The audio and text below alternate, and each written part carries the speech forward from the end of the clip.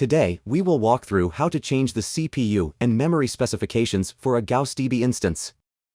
As workloads grow, CPU and memory may become performance bottlenecks. You can adjust instance specifications to ensure resources stay aligned with your workload requirements. Before changing instance specifications, keep the following in mind. Before making any changes, make sure the instance is in a normal state. Specifications cannot be changed if the instance or its nodes are abnormal, or if its storage is full. Changing specifications triggers an instance reboot. During this process, the instance will be temporarily unavailable, and all in-memory caches will be automatically cleared.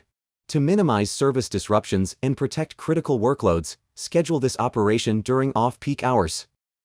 When the system is handling heavy loads, the process may take longer. This video tutorial shows how to modify the specifications of an instance. Let's proceed step by step. Step 1. Log into the Management Console. Step 2. Change the specifications of an instance.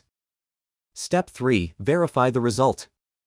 Next, let's see how this works on the console. We'll demonstrate how to scale instance specifications both up and down. Log in to the Management Console. Click the name of the instance to navigate to the Basic Information page. Here, you can check the current instance specifications. Click Change in the Instance Specifications field. On the displayed page, select the required specifications, for example, 8 vCPUs and 32 GB of memory, and click Next. Confirm the configuration and click Submit.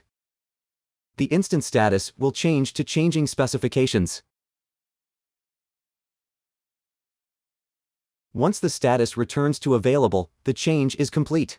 You can view the updated specifications on the Basic Information page. As you can see, the instance has been scaled up to 8 vCPUs and 32 GB of memory. Next, click Change again and change the instance specifications to 4 vCPUs and 16 GB of memory. After the operation is complete, return to the Basic Information page to verify the result. The instance has now been scaled down to 4 vCPUs and 16 GB of memory.